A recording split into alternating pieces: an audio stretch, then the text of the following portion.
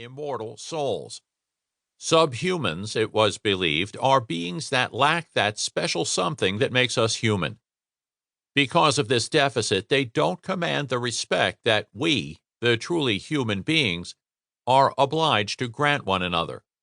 They can be enslaved, tortured, or even exterminated, treated in ways in which we could not bring ourselves to treat those whom we regard as members of our own kind.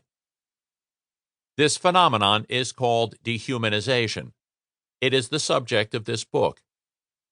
Before I began to investigate dehumanization, I assumed that there was substantial research literature devoted to it. The fact that dehumanization is mentioned so frequently, both in popular journalism and in academic writings, led me to believe, wrongly it turned out, that it had already been extensively studied. Then, as I began to hunt for writings on dehumanization, it dawned on me that although scholars from a wide range of disciplines are convinced that dehumanization plays a crucial role in war, genocide, and other forms of brutality, writings on the subject are shockingly thin on the ground. I found that it's usually mentioned only in passing, a page here or a paragraph there. Apart from a few dozen articles by social psychologists, there is scarcely any literature on it at all. If dehumanization really has the significance that scholars claim, then untangling its dynamics ought to be among our most pressing priorities, and its neglect is as perplexing as it is grave. I wrote this book to bring dehumanization out of the shadows and to jumpstart a conversation that is centuries overdue. To do this, I've drawn from a rich palette of sources, including history, psychology, philosophy, biology, and anthropology, to paint a portrait of dehumanization and the forces and mechanisms that sustain it. It's sometimes said that dehumanization is a social construction that's at most a few centuries old. According to this story, dehumanization was, paradoxically, a child of the doctrine of universal human rights.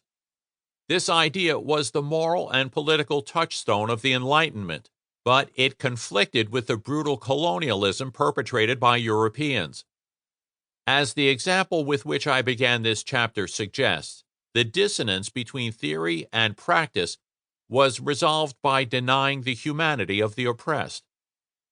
This story expresses a truth, but it is a partial truth that obfuscates the real nature, history, and extent of the dehumanizing impulse. Dehumanization is neither uniquely European nor uniquely modern.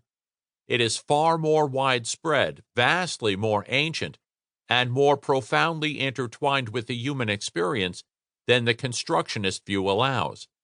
To understand its workings, it's not good enough to examine some contingent facts about a particular historical period.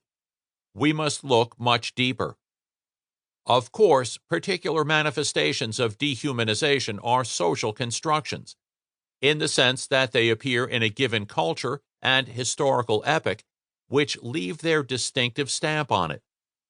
18th century Europeans embraced a certain type of dehumanization, but so did the Athenians during the 4th century before Christ, the Germans of the 1930s and 40s, and the Apo tribesmen of Highland New Guinea, who refer to their enemies as dung flies, lizards, and worms. In this book, I will argue that dehumanization is a joint creation of biology, culture, and the architecture of the human mind. Grasping its nature and dynamics requires that we attend to all three elements. Excluding any of them leaves us with a hopelessly distorted picture of what we are trying to comprehend. Dehumanization is too important a topic to be left to the experts, so I've tried to make this book appealing and accessible to a broad general readership, while at the same time addressing the concerns of specialist scholars in several disciplines.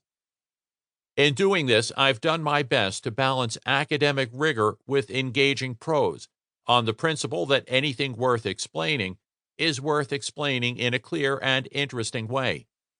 In general, I've avoided technical jargon as much as possible and have